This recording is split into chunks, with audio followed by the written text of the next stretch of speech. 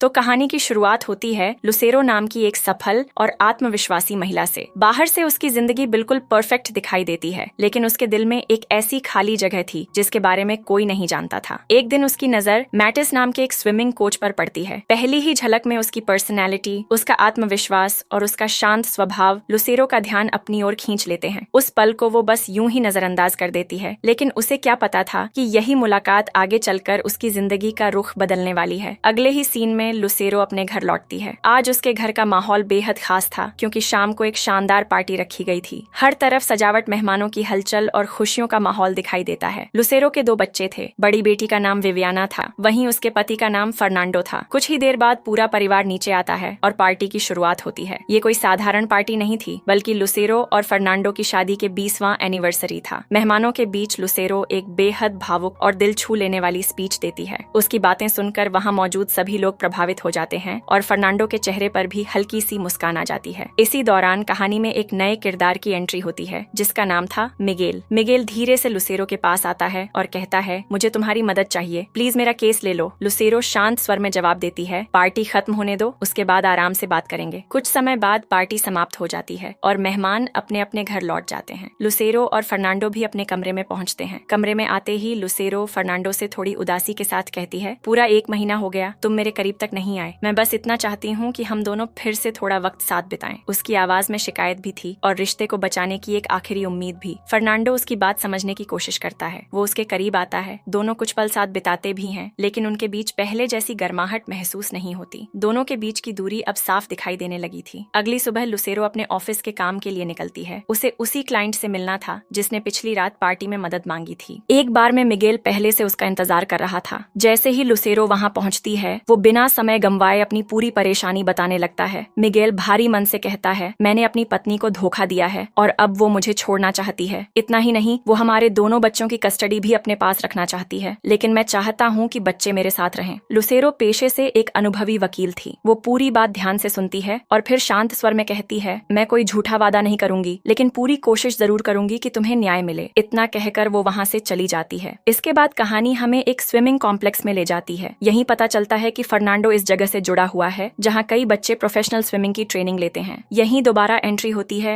Mattis की। Mattis एक बेहद आकर्षक और आत्मविश्वासी स्विमिंग कोच था। उसका सपना था कि उसकी ट्रेनिंग लेने वाले बच्चे एक दिन ओलंपिक तक पहुंचे। उसकी मेहनत और अनुभव की वजह भी खास थी, क्योंकि वो खुद कभी ओलंपिक चैंपियन रह चुका था। इसके बाद सीन फिर से लुसेरो की ओर शिफ्ट होता है। वो अपने घर में अकेली थी। नहाते समय उसके चेहरे पर एक अजीब सी बेचैनी और अधूरापन साफ दिखाई देता है। बाहर से सब कुछ सामान्य लगता है, लेकिन अंदर ही अंदर वो भावनात्मक और शारीरिक दोनों तरह की कमी महसूस कर रही थी। बाथरूम के बाहर खड़ा फर्नांडो उसकी हर आहट सुन रहा था। वो समझ चुका था कि उसकी पत्नी अपने रिश्ते में पहले जैसी नजदीकियां चाहती है, लेकिन वो खुद उस रिश्ते से धीरे धीरे दूर होता जा रहा था और शायद इसी वजह से वो कोई दूसरा रास्ता तलाशने के बारे में सोचने लगा। कुछ समय बाद मिगेल की पत्नी लुसेरो से मिलने आती है। आंखों में आंसू लिए वो हाथ जोड़कर कहती है, प्लीज मेरे बच्चों को मुझसे दूर मत कीजिए, मैं आपसे विनती करती हूँ। लेकिन लुसेरो अपने पेशेवर सिद्धांतों से पीछे नहीं हटती। वो शांत स्वर में केवल सॉरी कहती है और बिना बहस किए वहाँ से आगे बढ़ जाती है। इसके बाद लुसेरो एक बार में बैठी मिगेल का इंतजार कर रही थी। उसका इरादा था कि अगर वह नहीं आया तो वह उसका केस वापस कर देगी, लेकिन काफी देर इंतजार करने के बाद भी मिगेल वहाँ नहीं पहुँचता। अब लुसेरो के अंदर झुंझलाहट बढ़ने लगती है। उसे लगता है कि उसने शायद बेवजह इतना उलझा हुआ केस अपने हाथ में ले लिया। अपने मन का तनाव कम करने के लिए वो सीधे स्विमिंग पूल चली जाती है। पानी में उतरते ही उसका मन धीरे धीरे शांत होने लगता है। उसी दौरान पूल के दूसरे छोर पर मैटिस भी मौजूद था। वो लुसेरो को तैरते हुए देखता है। उसकी निगाहों में सिर्फ एक सामान्य उत्सुकता नहीं थी, बल्कि जैसे वो पहली बार उसे सचमुच महसूस कर रहा हो। और यहीं से दोनों के बीच एक ऐसी अनकही शुरुआत होती है जो आगे चलकर उनकी जिंदगी को पूरी तरह बदलने वाली थी। इसके बाद मैटिस भी बिना कुछ कहे स्विमिंग पूल में छलांग लगा देता है। अब दोनों एक साथ तैरने लगते हैं। पानी की हर लहर के साथ दोनों के बीच एक अनकहा रिश्ता बनने लगता है। मैटिस खुद को बार बार समझाने की कोशिश करता है, लेकिन लुसेरो का आकर्षण उसे अपनी ओर खींच ही लेता है। कुछ देर बाद दोनों पुल से बाहर निकलते हैं। मैटिस चुपचाप पैदल अपने रास्ते पर चलने लगता है। तभी लुसेरो अपनी कार उसके पास रोकती है और मुस्कुराते हुए कहती है, अगर चाहो तो मैं तुम्हें रास्ते में छोड़ सकती हूँ। मैटिस कुछ पल सोचता है और फिर कार में बैठ जाता है। सफर के दौरान दोनों के बीच हल्की फुल्की बातें होती रहती हैं। माहौल बेहद शांत था। तभी अचानक मैटिस अपनी भावनाओं पर काबू नहीं रख पाता और लुसेरो के करीब आ जाता है। कुछ ही पल बाद वो तुरंत पीछे हट जाता है और झिझकते हुए कहता है, माफ करना, मैं खुद को रोक नहीं पाया। लुसेरो उसके शब्द सुनकर नाराज नहीं होती, बल्कि तभी उसके चेहरे पर एक हल्की मुस्कान आ जाती है।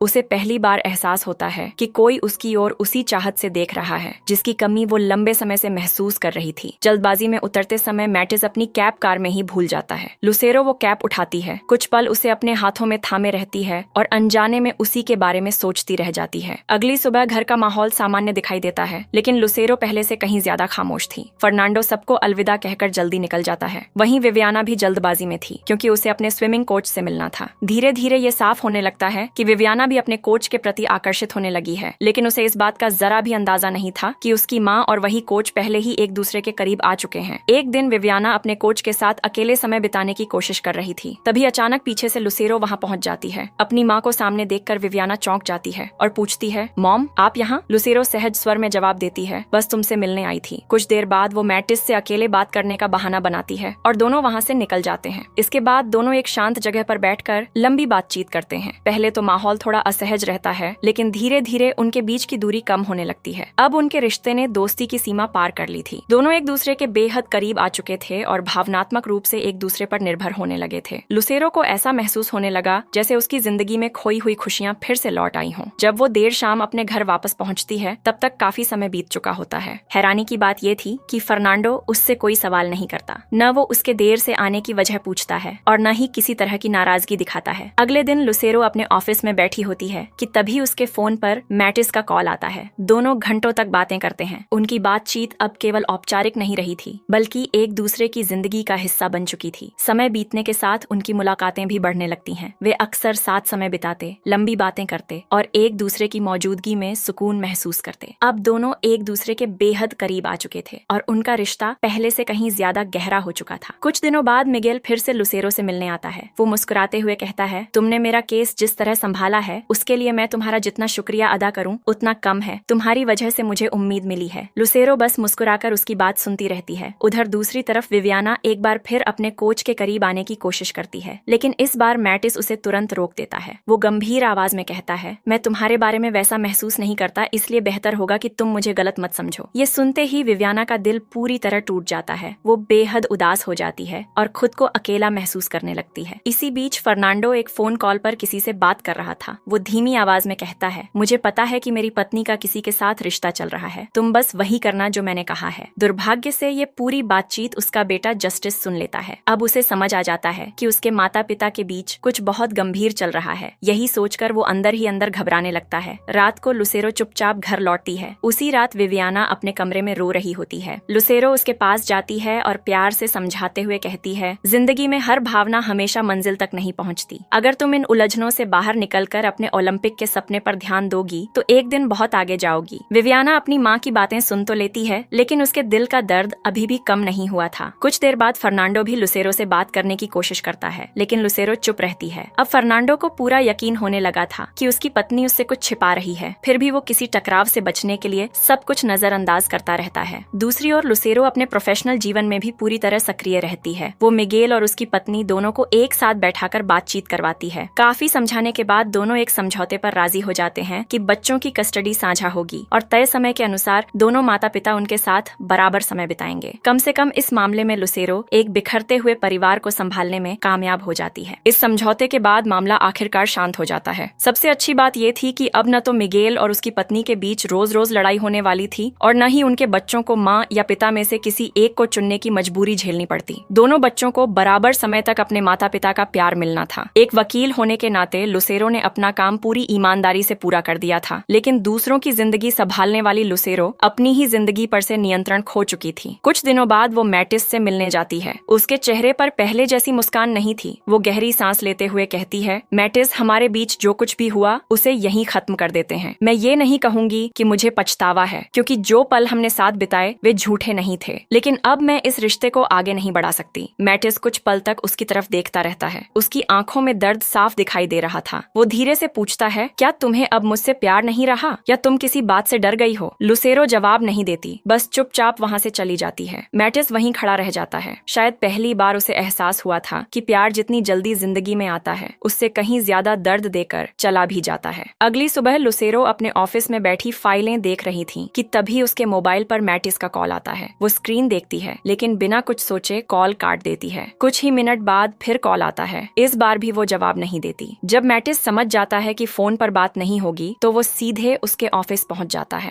अचानक उसे सामने देखकर लुसेरो हैरान रह जाती है। वो गुस्से में कहती है, तुम यहाँ क्यों आए हो? मैटिस शांत आवाज में कहता है, क्योंकि तुम्हें एक ऐसा सच बताना है जिसे जानने का तुम्हें पूरा हक है। लुसेरो उसकी बात सुनने के लिए रुक जाती है। मैटिस कहता है, तुम्हारे पति फर्नांडो को हमारे रिश्ते के बारे में पहले दिन से सब पता था। ये सुनते ही लुसेरो का चेहरा सफेद पड़ जाता है, लेकिन असली झटका अभी बाकी था। मैटिस आगे कहता है, सिर्फ इतना ही नहीं, उसी ने मुझे तुम्हारे करीब आने दिया। उसने हमारे मिलने की हर जगह पर नजर रखी। जिस होटल में हम मिले थे वहाँ छिपे हुए कैमरे लगाए गए थे। हमारे हर पल की रिकॉर्डिंग की गई। उसने हमारी सारी वीडियो देखी है। अब लुसेरो के लिए खुद को संभालना मुश्किल हो जाता है। उसे समझ नहीं आता कि वो खुद को दोष दे या अपने पति को। गुस्से और अपमान से भरी हुई वो सीधे घर पहुँचती है। जैसे ही फर्नांडो सामने आता है वो उस पर बरस पड़ती है। अगर तुम्हें मुझ पर शक था तो मुझसे पूछ लेते। मेरी जिंदगी पर नजर रखने का तुम्हें किसने हक दिया? तुमने मेरे भरोसे को तोड़ा है। फर्नांडो बिना आवाज ऊंची किए जवाब देता है, भरोसा मैंने नहीं तोड़ा, तुमने तोड़ा है। मैंने सिर्फ सच अपनी आंखों से देखा है। ये सुनकर लुसेरो बिल्कुल खामोश हो जाती है। उसके पास कोई जवाब नहीं बचता। लेकिन उसी समय कहानी एक और खतरनाक मोड़ लेती है। विवियाना अब पहले से ज्यादा मैटिस के करीब आने लगी थी। उसे सच्चाई का अंदाजा नहीं था। वो केवल इतना जानती थी कि उसे मैटिस पसंद है। एक दिन वो पूरे परिवार के सामने कह देती है, मैं मैटिस से शादी करना चाहती हूँ। ये सुनते ही पूरे घर में सन्नाटा छा जाता है। लुसेरो की धड़कनें तेज हो जाती हैं। फर्नांडो गुस्से में उसे रोकने की कोशिश करता है। वहीं जस्टिस भी समझ चुका था कि ये रिश्ता कभी सही अंजाम तक नहीं पहुंच सकता। लेकिन प्यार में अंधी हो चुकी विवियाना किसी की बात सुनने को तैयार नहीं थी। वो उसी दिन मैटिस के साथ चली जाती है। अगली सुबह जब वो वापस लौटती है तो उसकी आंखें लगातार रोने की वजह से लाल हो चुकी थीं। वो बुरी तरह टूटी हुई दिखाई दे रही थी। लेकिन आखिर उस रात ऐसा क्या हुआ था? यहीं से फिल्म का सबसे बड़ा रहस्य खुलना शुरू होता है। कुछ ही देर बाद खबर आती है, मैटिस मर चुका है। पूरा शहर ये सुनकर हैरान रह जाता है। किसी को समझ नहीं आता कि एक फिट और अनुभवी तैराक की मौत आखिर कैसे हो सकती है। उधर मिगेल घर पहुंचता है और विवियाना को अपने साथ ले जाता है। वो कहता है, तुम्हें कोर्ट में बयान देना होगा क्योंकि आखिरी बार मैटिस के साथ तुम ही देखी गई थी। इसके बाद कहानी फ्लैशबैक में चली जाती है। विवियाना बताती है, उस रात मैं और मैटिस पुल के पास गए थे। वहीं मुझे पता चला कि उसका अफेयर मेरी माँ के साथ था। ये सच सुनते ही उसका गुस्सा फूट पड़ा। उसने बिना सोचे समझे मैटिस को जोर से धक्का दे दिया। मैटिस फिसलकर गिर गया और उसके सिर पर चोट लग गई। डर के मारे विवियाना वहाँ से जाने लगी। उसी समय फर्नांडो वहाँ पहुँच गया। उसने विवियाना से कहा, तुम अभी घर जाओ, यहाँ का मामला मैं संभाल लूंगा। विवियाना तुरंत वहाँ से चली गई। इसके बाद क्या हुआ उसे कुछ नहीं पता था। दूसरी तरफ पुलिस घटनास्थल की जांच कर रही थी। फर्नांडो से लगातार सवाल पूछे जा रहे थे, लेकिन उसने बड़ी सफाई से झूठी कहानी बना दी। वो कहता है, मैटिस ड्रग्स लेने लगा था। मुझे जैसे ही इसकी जानकारी मिली मैंने उसे नौकरी से निकाल दिया। शायद इसी वजह से वो मानसिक दबाव में था और उसने आत्महत्या कर ली। ऊपर से देखने पर उसकी कहानी बिल्कुल सच लग रही थी, लेकिन मिगेल को अब शक हो चुका था कि मामला इतना आसान नहीं है। वो फर्नांडो को ब्लैकमेल करते हुए कहता है, अगर अपनी बेटी को सुरक्षित वापस चाहते हो तो मेरे बच्चों की कस्टडी मुझे वापस दिलवाओ। अपने परिवार को बचाने के लिए लुसेरो मजबूर हो जाती है। वो मिगेल की पत्नी से बात करती है और बच्चों को वापस उसके हवाले कर देती है। वादा पूरा होते ही मिगेल भी विवियाना को सही सलामत उसके परिवार के पास छोड़ देता है। लेकिन फिल्म का सबसे बड़ा ट्विस्ट अभी बाकी था। आखिरी फ्लैशबैक में पूरी सच्चाई सामने आती है। असल में फर्नांडो के जाने के बाद लुसेरो खुद मैटिस से मिलने पुल पर पहुंची थी। मैटिस अब भी उससे प्यार करता था। उसे लगा कि शायद लुसेरो वापस उसके पास आ गई है। लुसेरो मुस्कुराते हुए उसके करीब जाती है, उससे प्यार से बातें करती है और उसे दोबारा पूल में उतरने के लिए तैयार कर लेती है। मैटिस बिना किसी शक के पानी में उतर जाता है, लेकिन अगले ही पल लुसेरो अचानक उसे पानी के अंदर जोर से दबा देती है। मैटिस पूरी ताकत से बाहर निकलने की कोशिश करता है। वो हाथ पैर मारता है, सांस लेने की कोशिश करता है, लेकिन लुसेरो उसे छोड़ती नहीं। कुछ ही सेकंड में उसकी हर कोशिश बेकार हो जाती है और आखिरकार मैटिस हमेशा के लिए दम तोड़ देता है। बाद में पुलिस यही मान लेती है कि ड्रग्स के असर की वजह से वो पानी से बाहर नहीं निकल पाया और डूबकर उसकी मौत हो गई।